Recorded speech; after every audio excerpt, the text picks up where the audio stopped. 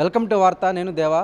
తెలంగాణను ఏఐసీసీకి ఏటీఎంలా మార్చారని అయితే మాత్రం సీఎం రేవంత్ రెడ్డిపై BRS party working president KTR తీవ్ర విమర్శలు చేశారు. ఈ నేపథ్యంలో అటువైపు కాంగ్రెస్ పార్టీ నాయకులైతేనేమి మంత్రులైతేనేమి దీనిపై తీవ్ర చర్చాంశనీయమైంది. అంటే 10 సంవత్సరాలు తెలంగాణను మీరు దోచుకుంటే తప్పులేదు, కానీ మేము అధికారికంగా అంటే ఢిల్లీకి వెళ్ళి వస్తుండటంతో మాపై తప్పుడు ఆరోపణలు చేస్తున్నారని అయితే మాత్రం కాంగ్రెస్ పార్టీ నాయకులు అంటే తీవ్రంగా ఆగ్రహం వ్యక్తం చేస్తున్నారు. ప్రస్తుతం ఇదే విషయంపై మనతో పాటు మాట్లాడడానికి షీప్స్ అండ్ గోట్స్ కార్పొరేషన్ మాజీ చైర్మన్ దూదిమెట్ల బాలరాజ్ యాదవ్ ఉన్నారు. చెప్పండి సార్, తెలంగాణను ఏటీఎంలా మార్చారు ఏఐసీసీ అని కేటీఆర్ ఆరోపించారు, కానీ 10 సంవత్సరాలు మీరు దోచుకుతున్నారు కదా అని అటువైపు కాంగ్రెస్ పార్టీ నాయకులు ఆరోపిస్తున్నారు. ఎట్లా చూడొచ్చు?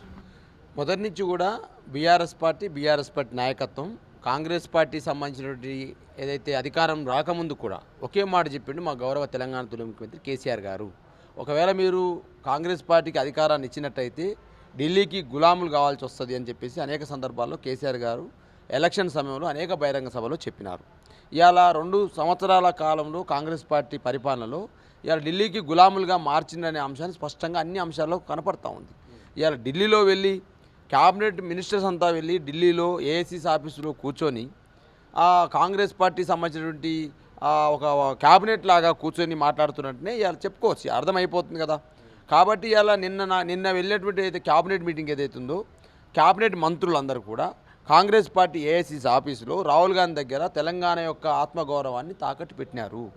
ఇలా కేరళ ఎలక్షన్స్ కోసం మంత్రులకు ఏదో ఇవాళ పేపర్లో చూస్తూ ఉన్నాం, సోషల్ మీడియాలో చూస్తూ ఉన్నాం, పెద్ద ఎత్తున ప్రచారం అవుతూ ఉంది. ఒక్కొక్క మంత్రికి ఒక 30 కోట్ల రూపాయలు సమకూర్చాలని, టోటల్గా 1000 కోట్ల రూపాయలు కేరళ ఎలక్షన్ కోసం సమకూర్చాలని చెప్పేసి అయితే వస్తూ ఉందో ఖచ్చితంగా ఏదైతే గతంలో కేటీఆర్ గారు మా పార్టీ వర్కింగ్ ప్రెసిడెంట్ కేటీఆర్ గారు కావచ్చు, బీఆర్ఎస్ పార్టీ నాయకత్వం కావచ్చు అనేకసార్లు ఆరోపణలు చేసినాం. ఇలా డెఫినెట్గా కాంగ్రెస్ పార్టీకి మూటలు మోయడం కోసమే, ఢిల్లీకి మూటలు మోయడం కోసమే రేవంత్ రెడ్డి పనిచేస్తుందని చెప్పేసి ఏదైతే అంటా ఉన్నామో వాటికి ఇలా వాస్తవాలుగా తేలిపోయినాయి. ఏదైతే ఏఐసీ ఆఫీసులో మంత్రులందరూ కూడా కూర్చొని రాహుల్ గాంధీ దగ్గర మాట్లాడడం కావచ్చు, ఏదో క్యాబినెట్ మినిస్టర్ అక్కడ పెట్టేసి ఒక్కొక్క మంత్రికి ఒక వాటా అప్పచెప్పడం. ఇవాళ మీరు ఏదైతే క్యాబినెట్ మినిస్టర్స్ ఉన్నారో ఆ 15 మంది 15 మూల అని చెప్పేసి 30 కోట్లు 40 కోట్లు మీరు ఇవ్వాలని చెప్పేసి మిగతా 500 కోట్లను రేవంత్ రెడ్డి సమకూర్చాలని చెప్పేసి అంటే ఈ విధంగా ఏదైతే కనపడతా ఉందో ఇక వాస్తవంగా మీరు చేసిన ఆరోపణలు వాస్తవాన్ని తేలిపోయినాయి.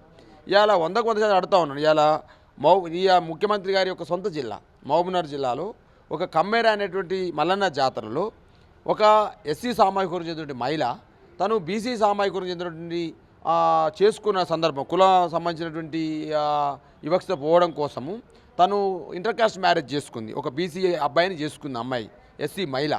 ఇవాళ ఒక జాతరలో ఒక దేవుని చూడడం కోసం పోతూ ఉంటే ఆ దేవుని దగ్గర టోకెన్ వసూలు చేయాలని చెప్పేసి కాంగ్రెస్ పార్టీ సంబంధించినటువంటి ప్రజాప్రతినిధి ఆ ఊరి సర్పంచిగా ఉన్నటువంటి శ్రీనివాసరెడ్డి గారు అన్యాయంగా ఒక అహంకారంతో కాలుతో తనడమే కాకుండా ఒక చిన్నారి పాప మర్డర్ అయిపోయింది. ఇవాళ మేము డీజీపీ గారిని కలిసినాం, మేము బీఆర్ఎస్ పార్టీ నాయకత్వంలో డీజీపీ గారిని కలిసినాం.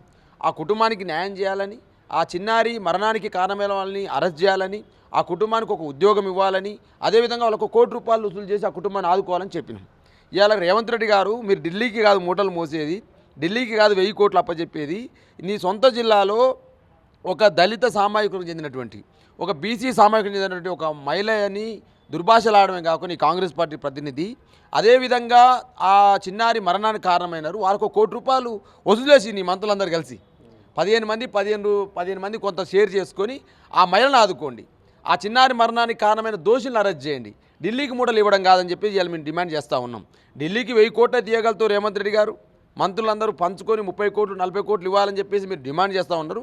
మేము డిమాండ్ చేస్తూ ఉన్నాం, మంత్రులందరూ తలా 50,000 వేసుకొని ఆ యొక్క అమ్మాయిని 50 లక్షలు వేసుకుంటారా 50,000 వేసుకుంటారా ఎంతో వేసుకొని ఆ టోటల్ కాంగ్రెస్ పార్టీ క్యాబినెట్ ఆ మహిళ చనిపోయిన మహిళ ఎవరైతే ఆ చిన్నారి ఉందో ఆ చిన్నారి కుటుంబాన్ని ఆదుకోవాలని మేము డిమాండ్ చేస్తూ ఉన్నాం. 100% మొదటి నుంచి కూడా చెప్తా ఉన్నాం. ఇలా కేసీ వేణుగోపాల్ యొక్క కబంధాస్తాలలో, అదేవిధంగా ఖర్గే సంబంధించినటువంటి ఈ యొక్క సోనియా గాంధీ కబంధాస్తాలలో, రాహుల్ గాంధీ కబంధాస్తాలలో, ప్రియాంక గాంధీ కబాస్తాలలో తెలంగాణ చిక్కుకున్నది. ఇలా అనేక అంశాలు నిరూపిస్తూ ఉన్నవి. ఇవాళ 100% తెలంగాణ సంబంధించినటువంటి ఏ ప్రాజెక్టు ఇక్కడ కాంట్రాక్ట్ ఇచ్చినా కూడా ఢిల్లీకి ఆఫ్ పోతూ ఉంది, రేవంత్ రెడ్డికి ఆఫ్ పోతూ ఉంది.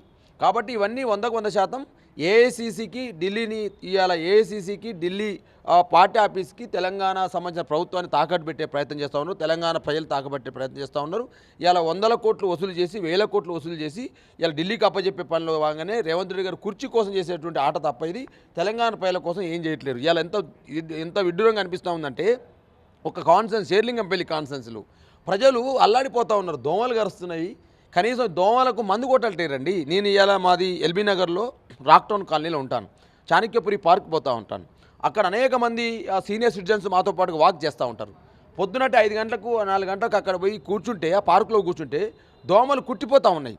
ఇవాళ మా ఇంట్లో కూడా మా పిల్లలు అంటారు, ఏం డాడీ దోమలు ఎక్కువ అని చెప్పేసి అంటే కాంగ్రెస్ ప్రభుత్వం వచ్చింది బాబు దోమలు ఎక్కువ వస్తుందని చెప్పి నేను చెప్పాల్సి వస్తుంది. ఎందుకంటే కనీసం దోమల మందు కొడతాను. జిహెచ్ఎంసీలో దోమల మందు కూడా కొట్టేటువంటి పరిస్థితిలో కాంగ్రెస్ పార్టీ లేదు అనడానికి ఈ సాక్ష్యం చెప్తా ఉన్నాను.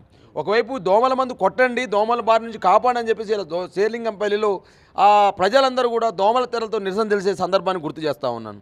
ఒకవైపు మహబూబ్నగర్లో చిన్నారి హత్య జరిగింది. దానిపైన మాట్లాడుకునే పరిస్థితి లేదు, దాని మీద పట్టించుకునే పరిస్థితి లేదు, దాని మీద కనీసం యాక్షన్ తీసుకునే పరిస్థితి లేదు. పోలీసు యంత్రాంగం దాని మీద ఏం జరిగింది, ఎవరు దాని బాధ్యులు అని అరెస్ట్ చేసే పరిస్థితి లేదు. వాళ్ళైతే బాధ్యులు అరెస్ట్ చేయకపోగా ఇలా వాళ్ళైతే కేసు పెడతాను పోయారు, ఆ మహిళ మీదనే రివర్స్గా కేసు పెట్టే పరిస్థితి మహబూబ్నగర్లో దాపరించింది. నేను అనిపిస్తూ ఉంది నాకు రేవంత్ రెడ్డి తుగ్లక్ పాలన ఎందుకంటున్నట్టే ఇలా దోమ తెరలతో మీరు నిరసన చేస్తారు. దోమలు కుడితే ప్రభుత్వం బాధ్యత, దోమలకు మందు మేము కూడా రేవంత్ రెడ్డి కొడతారని చెప్పి అని ఆ దోమ తెరల ద్వారా శాంతి నిరసన వాళ్ళ మీద కేసు పెడతాను. నాకు భయం వేస్తుంది. అలా అంటే దోమలు కుడుతున్నాయి బాబు, మమ్మల్ని కాపాడండి, జిహెచ్ఎంసీలో కనీసం ఫాగింగ్ చేయండి అని చెప్పేసి నిరసన తెలియజేస్తే కూడా ఆ నిరసనకారుల మీద ఇక్కడ కేసు పెడుతున్నాం పోలీసు వాళ్ళతో. ఇంకా ఎందుకంటే ఈ తుగ్లక్ పాలన కదా. అదే క్రమంలో ఇవాళ మేము అడుగుతూ ఉన్నాం, ఇవాళ ఢిల్లీకి సంచులు మోసే సమయం మీకుంది, కానీ మహబూబ్నగర్లో చిన్నారి హత్య కారణమైనటువంటి కారకులు అరెస్ట్ చేసే పరిస్థితి లేదు. హైదరాబాద్ జిహెచ్ఎంసీలో దోమల మందును కొట్టేటువంటి పరిస్థితి లేదు. అదేవిధంగా ఇవాళ నీ మంత్రులు ఎవరైతే ఉన్నారో ఇవాళ ఏదైతే కేరళ ఎలక్షన్స్ కోసం ఒక్కొక్కరు 40 కోట్లు 50 కోట్లు వసూలు చేయాలంటున్నారు కదా, ఆ చిన్నారి హత్య జరిగింది. ఆ చిన్నారి హత్య కనీసం 50 లక్షలు వసూలు చేసి ఆ చిన్నారిని కాపాడమని చెప్పేసి మేము డిమాండ్ చేస్తూ ఉన్నాం. అంటే తెలంగాణలోని అన్ని జిల్లాల కలెక్టరేట్లలో తెలంగాణ తల్లి విగ్రహాలను పెట్టాలని కూడా ఒక నిర్ణయం తీసుకున్నారు. దాన్ని ఎట్లా చూడొచ్చు? తెలంగాణ తల్లి విగ్రహాన్ని పెట్టడానికి ఎవరు వ్యతిరేకం కాదు. తెలంగాణ తల్లిలో తెలంగాణ ఆత్మ ఆవిష్కరించబడాలంటున్నాను ఇవాళ నేను. తెలంగాణ తల్లి రూపంలో తెలంగాణ సంబంధించినటువంటి ఆ సింబల్ ఏదైతే ఉందో గతంలో తెలంగాణ ప్రజల చేత ఆవిష్కరించబడ్డ రూపం తెలంగాణ తల్లి రూపం. ఆ తెలంగాణ తల్లి రూపానికి నువ్వేదో మెరుగులు దిద్ది రంగులేసి తెలంగాణ ఆత్మని దాన్ని తీసేసి మీ అన్ని కలెక్టరేట్లో పెడతా, రేవంత్ రెడ్డి పెట్టిందే వేదం, రేవంత్ రెడ్డి పెట్టిందే శాసనం, రేవంత్ రెడ్డి పెట్టి రాసిందే ఈ తెలంగాణలో రాజ్యాంగం అనేది బాబాసాహెబ్ అంబేద్కర్ రాజ్యాంగం నడదు, యనమల రేవంత్ రెడ్డి రాజ్యాంగం నడుస్తున్నట్టు తెలంగాణ ఆత్మను తీసేసిన తెలంగాణ తల్లి మాకెందుకు అంటున్నాను. తెలంగాణ తల్లి తెలంగాణ ఉద్యమంలో బతుకమ్మ రూపంలో అదేవిధంగా ఒక రాజమాతలాగా, ఒక తెలంగాణ మాతలాగా, తెలంగాణ అంటే ఎడ్డి తెలంగాణ గుడ్డి తెలంగాణ గతంలో అనేది ఎడ్డి తెలంగాణ గుడ్డి తెలంగాణ కాదు. ఇది గూగుల్ యాపిల్ లాంటి సంస్థలు కేంద్రమైన తెలంగాణలో తెలంగాణ తల్లి యొక్క రూపం అనేది ఒక స్పిరిచువల్గా కావచ్చు, అదేవిధంగా భక్తిభావంతో కావచ్చు, ఆరాధ్య భావంతో కావచ్చు, గౌరవ భావంతో కావచ్చు, ఒక రాజమాతలాగా ఉన్నటువంటి తెలంగాణ తల్లి రూపాన్ని తెలంగాణ ప్రజలు తెలంగాణ ఉద్యమంలో ఆవిష్కరించబడ్డది. ఆల్రెడీ ప్రజల గుండెల్లో ఉంది. ఆ గుండెల్లో ఉన్నటువంటి తెలంగాణ తల్లి రూపాన్ని మార్చేసి బతుకమ్మను తీసేసి నేనేదో తెలంగాణ తల్లిని పెడుతున్నా, నేను చెప్పిందే వినాలని అనుకుంటా ఉన్నావు కదా.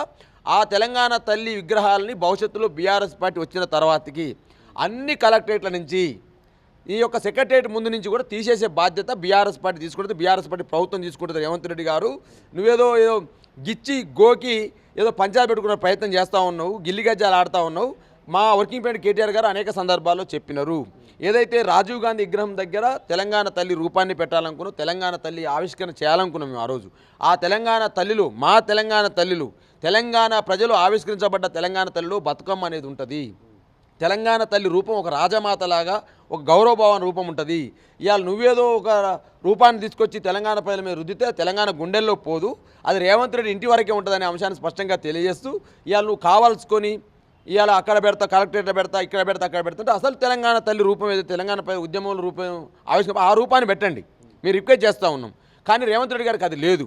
ఏదేమైనా తెలంగాణ కేసీఆర్ గారి నాయకత్వంలో తెలంగాణ ఉద్యమం జరిగింది. ఆ ఉద్యమంలో రేవంత్ రెడ్డి గారు లేరు కాబట్టి తెలంగాణ ఉద్యమాన్ని మొత్తం కూడా కీల్ చేయాలి, తెలంగాణ ఆత్మని కీల్ చేయాలి, తెలంగాణ ఆత్మగౌరవాన్ని కీల్ చేయాలి. అంతే కదా. తెలంగాణ ఆత్మగౌరవం పోయి ఢిల్లీ ఏఐసిసి భవన్లో క్యాబినెట్ మీటింగ్ పెట్టే పరిస్థితికి వచ్చినది. ఆ క్యాబినెట్ మీటింగ్లో ఏం చర్చించారు? ఏమైనా తెలంగాణలో ఏమైనా ప్రజలకు ఏమైనా రైతు బంధు ఇద్దామని చర్చించిర్రా? లేకపోతే రైతు భరోసా ఇద్దామని చర్చించిర్రా? లేకపోతే రైతు రుణమాఫీ ఇద్దామని చర్చించిర్రా? పేద ప్రజలకు ఇస్తాను 25,000 గురించి చర్చించారంటే అది లేదు. ఒక్కొక్క మంత్రి ఒక్కొక్క కోటా ఇవ్వాలి.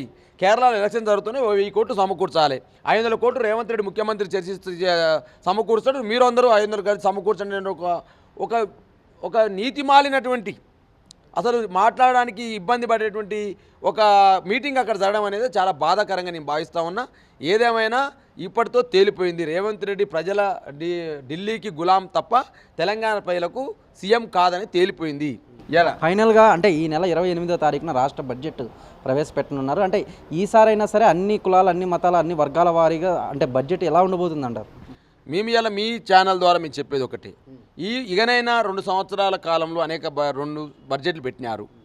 ఈ బడ్జెట్లోనైనా కనీసం మహిళలకు ఇచ్చే 2500 రూపాయల సంబంధించిన బడ్జెట్ ఉండాలని, అదేవిధంగా నిరుద్యోగులకు సంబంధించినటువంటి వృత్తి సంబంధించిన బడ్జెట్ ఉండాలని, అదేవిధంగా వృద్ధులకు సంబంధించినటువంటి పింఛన్ సంబంధించిన దానికోసం బడ్జెట్ ఉండాలని, రైతాంగం సంబంధించినటువంటి రైతు బీమా కోసం కావచ్చు, రైతు బంధు కోసం కావచ్చు, రైతు రుణమాఫీ కోసం ఆ బడ్జెట్ ఉండాలని, వికలాంగుల కోసం వికలాంగుల పింఛన్ కోసం ఖర్చు అయ్యేటువంటి బడ్జెట్ ఉండాలని, అదేవిధంగా తెలంగాణ సకల జనుల కోసం ఏదైతే మీరు 420 హామీలు ఇచ్చినారో ఆ 420 హామీలు అమలు చేసే విధంగా ఈ రాష్ట్ర బడ్జెట్ రూపొందాలని, అదేవిధంగా బీఆర్ఎస్ పార్టీకి అనేక రోజుల నుంచి మేము డిమాండ్ చేస్తూ ఉన్నాం.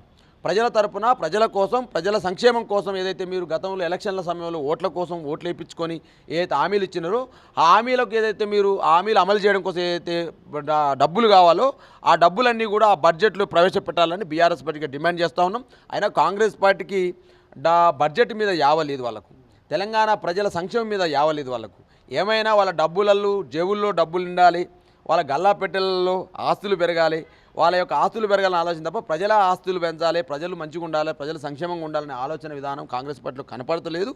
ఆ విధంగా చర్యలు కూడా కనపడట్లేదు ఇవాళ. ఎందుకంటే 26 నెలలు అయిపోయింది కదా, ఇంతవరకు ఒక్క పని అంటే ఒక్క పని చేసే పరిస్థితి లేదు.